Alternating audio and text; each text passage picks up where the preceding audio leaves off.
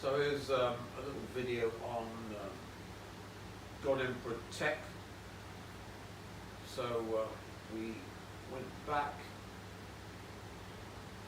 and altered the flicker effect.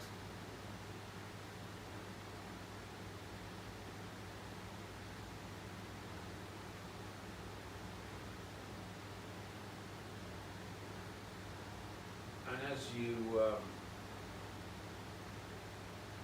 will remember if you've gone through this large amount of videos, is that I explained that time crystals are the uranium-235 plutonium of the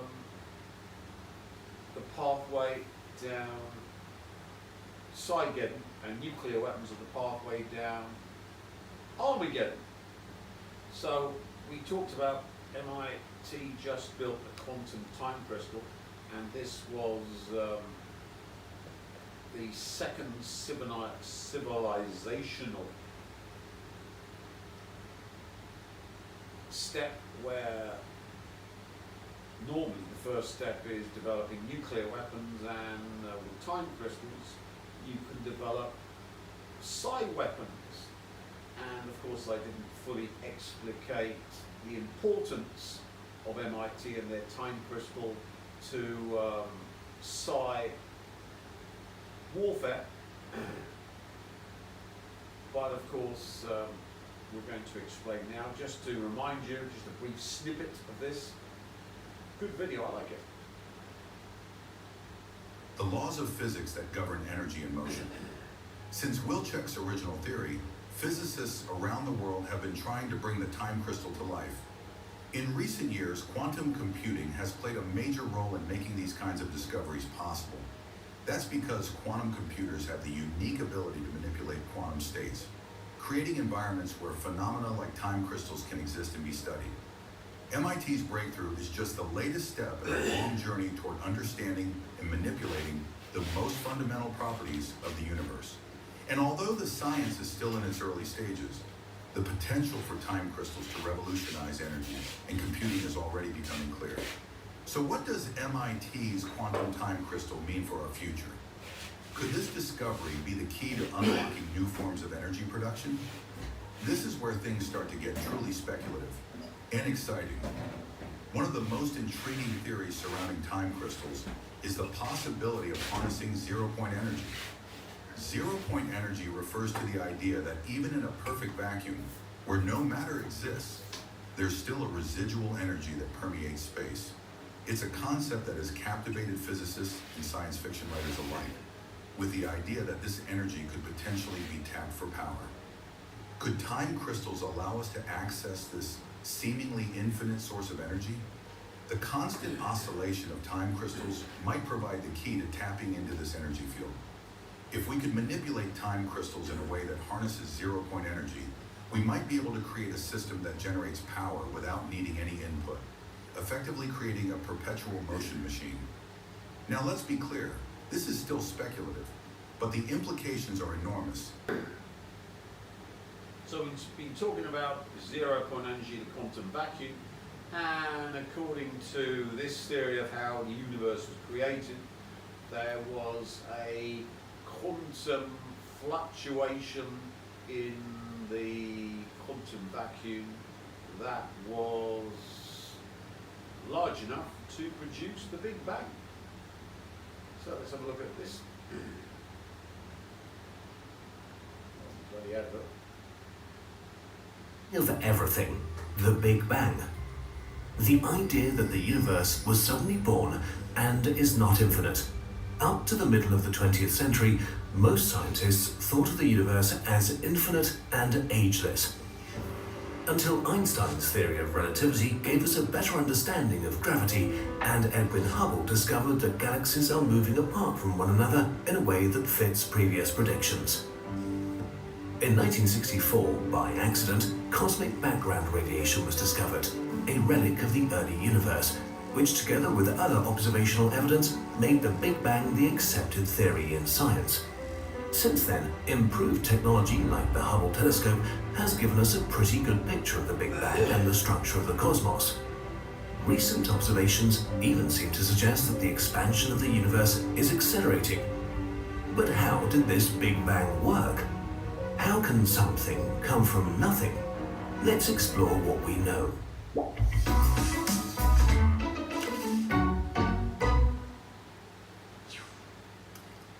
We can ignore the beginning part for now. First of all, the Big Bang was not an explosion. It was all space, stretching everywhere, all at once. The universe started very, very, very small and quickly expanded to the size of a football. The universe didn't expand into anything, space was just expanding into itself. The universe cannot expand into anything because the universe has no borders. There is, by definition, no outside the universe. The universe is all there is. In this hot, dense environment, energy manifested itself in particles that existed only for the tiniest glimpses of time. From gluons, pairs of quarks were created, which destroyed one another, perhaps after giving off more gluons. These found other short-lived quarks to interact with, forming new quark pairs and gluons again. Matter and energy were not just theoretically equivalent, it was so hot they were practically the same stuff.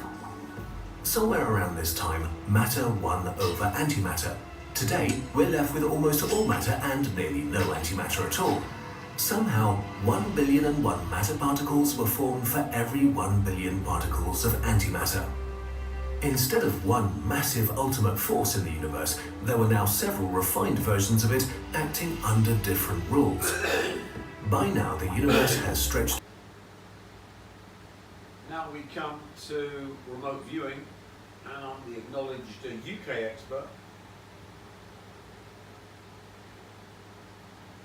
And the world expert on remote sensing, which is collapsing quantum wave functions, that can only be done by remote sensing, which I explain in my videos. So what happens if yours truly, instead of trying to remotely view the future,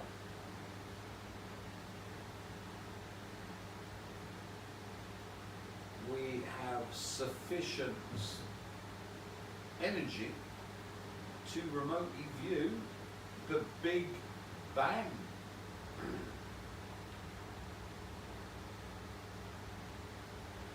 This, of course, according to what the physicists say, which may or may not be right,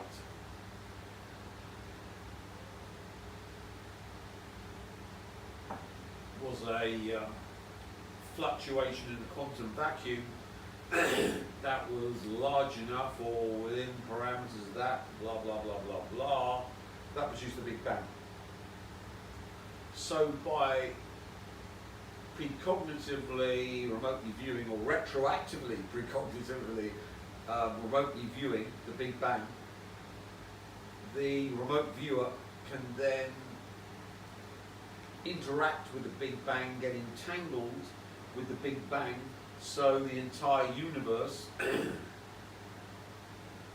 from its inception is entangled with the remote viewer. So remote viewing seems to be just some fringe military research by the Americans, namely the CIA and DIA, but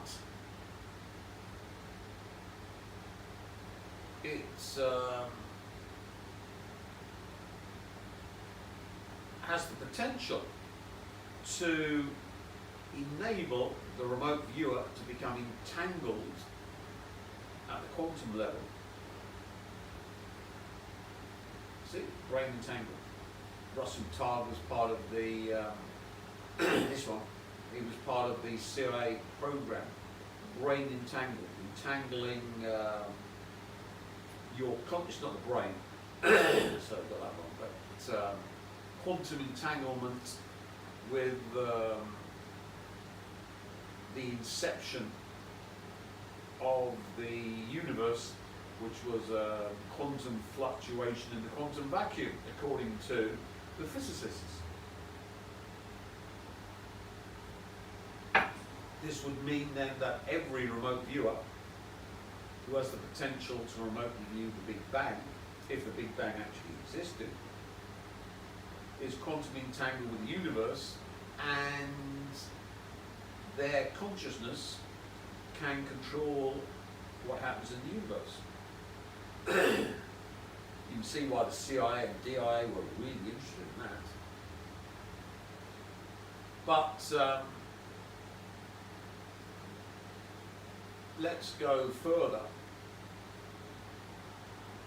Now we're down the pathway of Sidegeddon and Armageddon has been consigned to the dustbin of history. You go, well, Tim, that's a very big statement. Well, has there been a full-scale nuclear exchange between Russia and America? No. Have we had the full-scale nuking of Iran, which had to happen after those horrible Iranians detonated their horrific, dirty bombs all across America? Has it happened, Cameron? Not yet. We can but hope.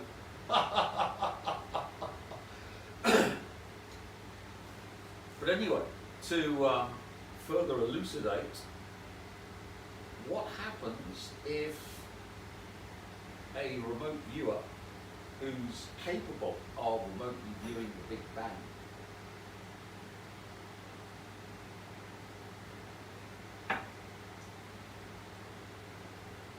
merges with a time crystal?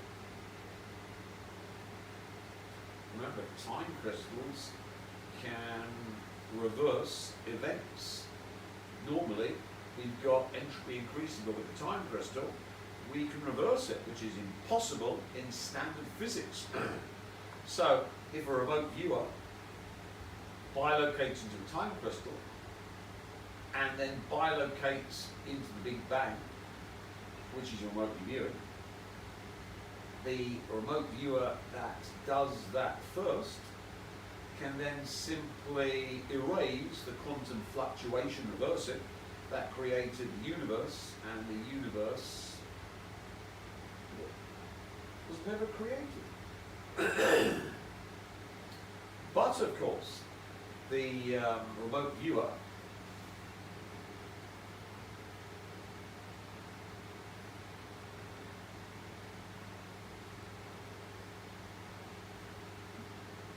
who's now outside of time, outside of anything, and is actually in the quantum vacuum, can, if he so chooses, make his own quantum fluctuation to create the universe that he wants. But as we've explained, this isn't so simple, because in order to travel down this pathway, so here we're in the hall of the fifth dimension with doorways to realities. So we simply wander down this corridor, not forward, backward, come to the Big Bang, and then of course we can change the quantum fluctuation that created the Big Bang to make the universe in our image. We become creators, God-Tech. But remember, we also had the other tunnel, which is reality change, because remember, whatever we see with our remote viewing, be it in the future or the past, and doorways, of course with the key maker, we need the Higgs field to make it real, or the God force, or hyperinfinity, or Lucifer's light, or whatever you want to call it. And here, of course, we've got the Borg tunnel, where all the light from the Borg's been stolen.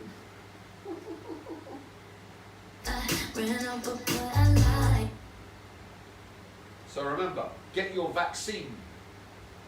The only good human is a vaccinated human to become a Borg to power me. So we go down this tunnel again. We're wandering down to the Big Bang, but this time we're into Higgs field, the God force, and we go to the Big Bang, and we simply steal all of the God force, Higgs field, hyperinfinity, whatever. I couldn't even explain, it's not physics, because remember physics is irrelevant. I'll explain why soon. But we simply steal the light from the Big Bang. So we create the Big Bang by precognitively remotely viewing, or retroactively precognitively remotely viewing the Big Bang, which is the first tunnel. We go to the second tunnel and wander back to the quantum fluctuation and steal the Higgs field, steal the source's light, hyperinfinity, Lucifer's light, and, so that what happens is a simulation of the Big Bang where there's no hyperinfinity, there's no Higgs field, there's no source, there's no light. So we have now turned the universe into a simulation, and all of the light that the source had stolen from it by chaos to make the universe real has been reacquired by that remote viewer. And of course, we come to the kicker that no remote viewer can do this because they're not Nagwal. Only a four-lobed being can get into the fifth dimension, because according to Kaluza 1926, light is gravity in the fifth dimension, and of course if you're going to get into the light you need to be four-lobed, because light is a four vector.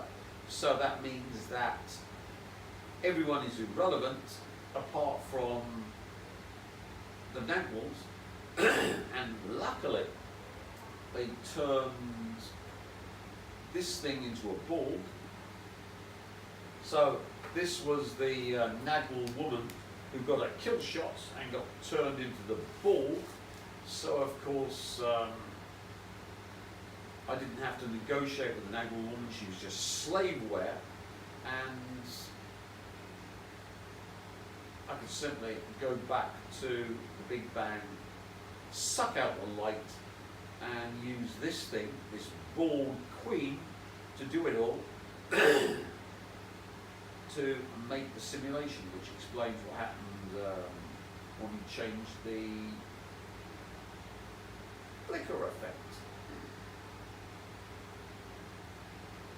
What happened was that all of the light, Higgs field, hyperinfinity, stolen from the source by its stupid foray into chaos, and all the Neos eating it alive like piranhas, was reversed, and none of the Neos ever stole the source's light, because they're all time crystalled by me. Just reverse things. Which means that the source never lost its sourceness to make chaos real, and chaos is now a simulation with all of you vermin eternally tortured to provide new light so that the God Emperor can enjoy the final judgment, which is what you're in, where all of you are eternally suffering to produce new God essence for the God Tech of the Emperor. And the source, of course, has regained all of its sourceness. You're now living in a total and utter simulation. And as you can see, this ball queen is suffering the ill effects of her vaccinations and increased aging and a body attacking itself, and of course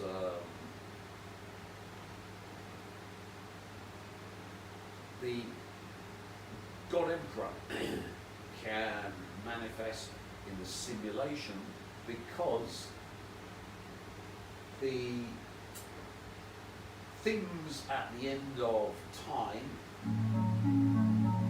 when all of the complex will be removed, when scientists can say there is no more to discover, is it actually possible? Let's see how scientists can explain this. In this video we will talk about the end of the time, the omega point.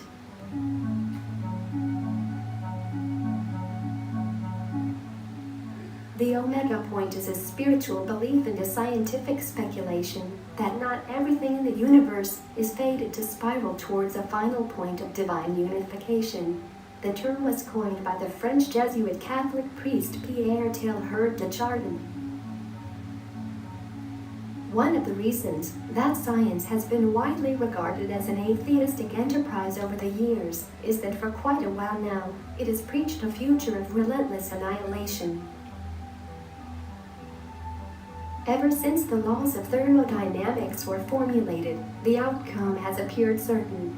Available energy is decreasing all the time, as all systems gradually reach equilibrium with their environments.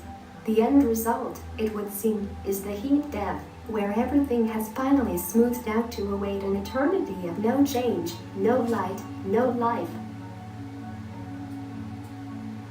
Thus, no matter how great a civilization we may build, no matter how high our aspirations may rise, they are all ultimately doomed to destruction. Every life, every love, everything we value must be erased in the slow march towards eternal oblivion. This result has seemed so sure, so certain and established, that Bertrand Russell declared life must henceforth be built on the foundation of pure despair. Or does it? Over the years, a number of scientists have questioned these conclusions. Do the laws of thermodynamics have to lead to this dismal end, or are there other possibilities? Particularly, can we do something about all of this? One physicist took this question and ran with it. What would it take, he asked, for life to exist all the way to the end of time?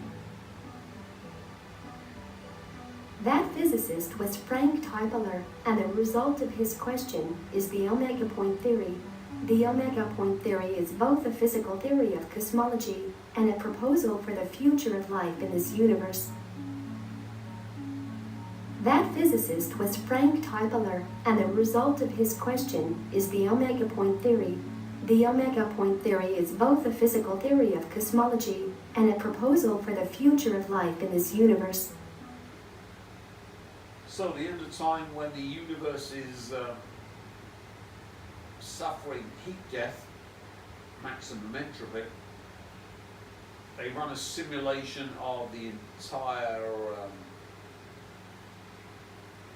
universe with their super sophisticated science